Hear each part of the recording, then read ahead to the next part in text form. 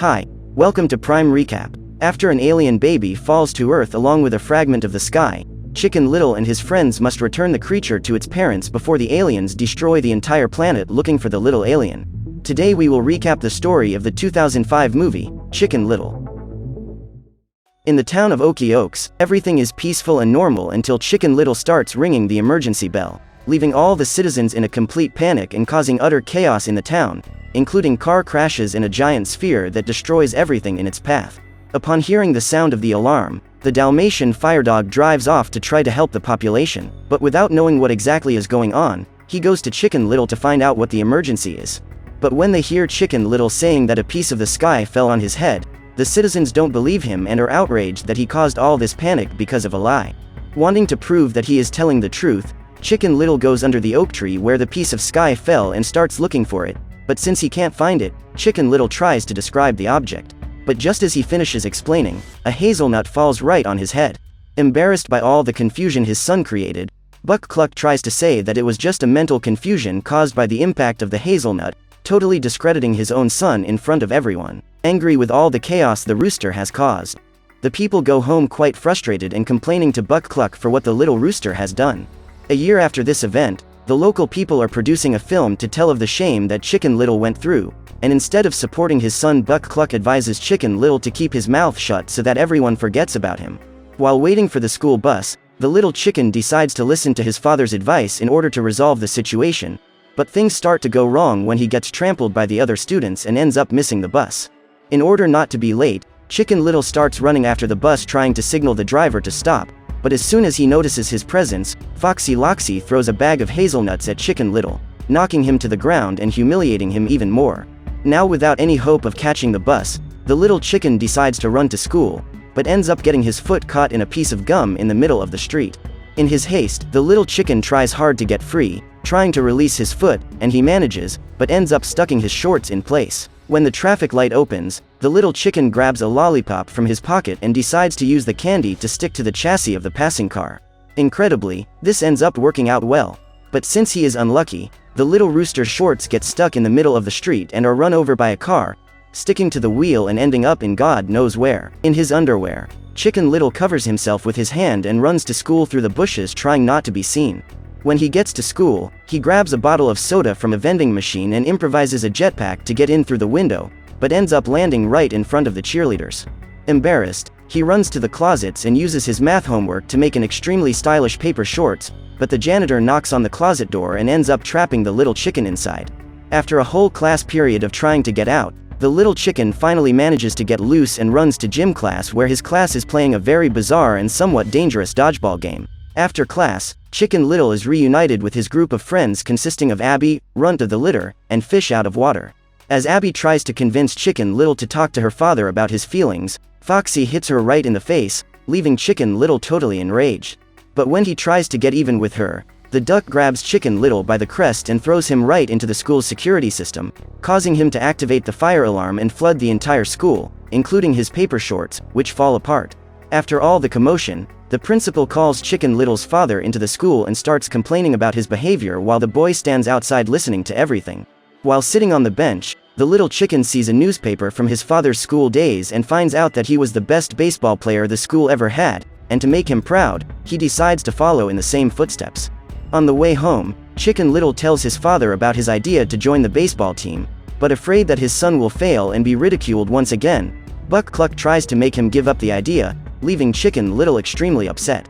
After spending a sleepless night watching the stars, the next morning the little chicken decides to sign up for the baseball team anyway and starts training harder and harder, but is always ridiculed by the fox and the coach who won't let him participate in any of the season's games.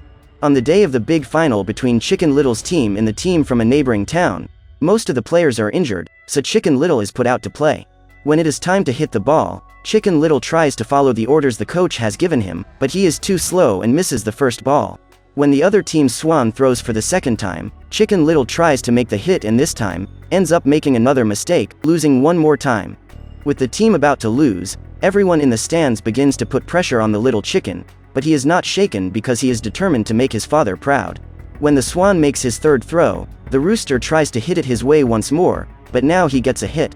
In baseball, after hitting the ball, The batter needs to run around the 4 bases of the field counterclockwise to score a point, and that is exactly what Chicken Little does.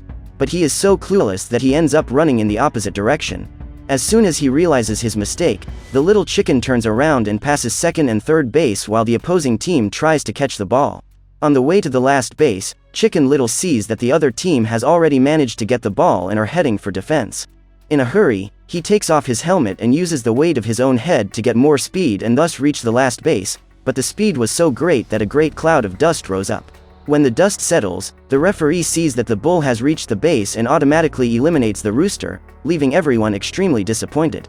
But at this point, the usher calls a timeout and begins to remove the dirt from the field, revealing that the rooster's foot is still touching the base, which means that the rooster has won the victory point, making everyone extremely happy and proud, especially his father.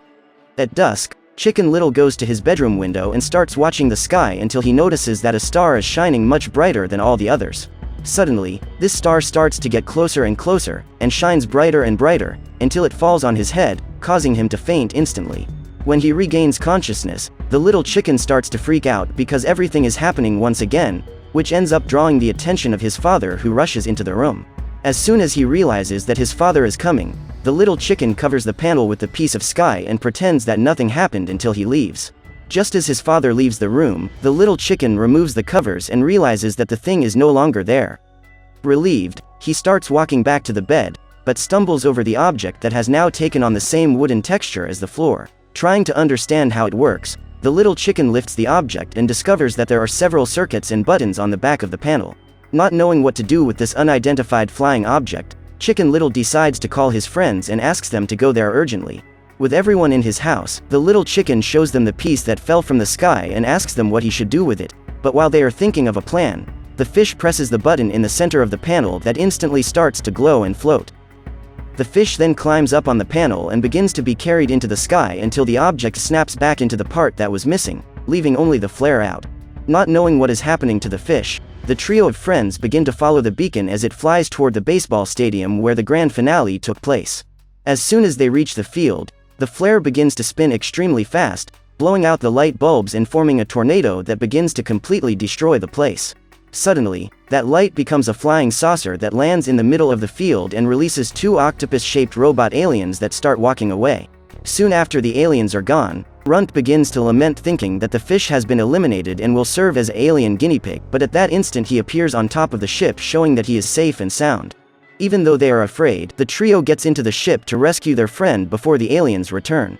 And while exploring the place that looks like a mad scientist's lab, Chicken Little is distracted by an orange creature that begins to imitate him, but Abby appears and reminds them that they are on a mission to save the fish. Not imagining that the little creature is now following them, the trio of friends continue exploring the place until they find what they believe to be a fish skeleton, but to everyone's relief, it was actually just an X-ray. With everyone safe and sound, the group of friends starts looking for the exit, but halfway there Runt finds something that leaves everyone in shock. A map with all the last 5 planets of the solar system crossed out in a circle around the Earth, meaning they are destroying all the planets that orbit the Sun, and Earth is next on the list. In a complete panic, the group of friends begins to run for the exit to warn the authorities, but at that very moment the aliens return to the ship and realize that the little alien has been taken, entering a sort of berserker mode. As soon as they see the invaders, the aliens begin to chase them, thinking they have the baby, not realizing that the creature is right behind them, following them as if nothing is happening. When the group of friends reach the exit of the ship, Fish jumps first and Runt follows, but due to his gigantic size, the pig ends up getting stuck in the passage. With the aliens still after them, the little chicken keeps trying to lock the door while Abby manages to release Runt with a lot of effort. Once outside, the group of friends start running through the forest, and while the octopuses get stuck in the trees, they hide in the cornfields.